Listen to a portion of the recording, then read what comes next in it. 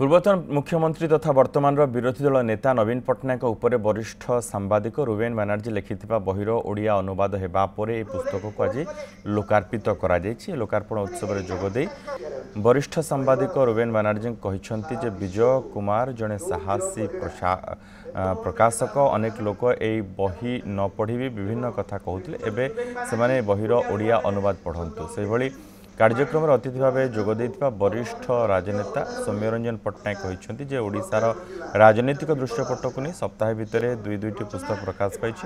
नवीन को ऊपर रुवेन बानर्जी लिखिथिबार बहिर ओडिया अनुवाद पर यह सबु वर्गर लोकों पाखे पहुँची पार ए पाठक मैंने अनेक अजणा कथा जानीपारे बोली कहते निमंत्रित अतिथि माने।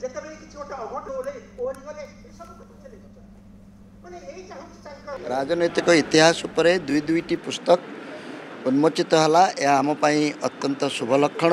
ओडिया पाठक मान ओडिशार राजनीति संपर्क में किछि आलोचना करने सुजोग जोगेब से बही को समस्ते पढ़ा दरकार। मोर ये जे विषय जे बहुत बहुत रोचक तथ्य अच्छी इनफॉरमेशन अच्छी एनालिसिस अच्छी पर्सपेक्टिव अच्छी कॉन्टेक्स्ट अच्छी बैकग्राउंड अच्छी ओडिशार इतिहास अच्छी सबकिछि अच्छी।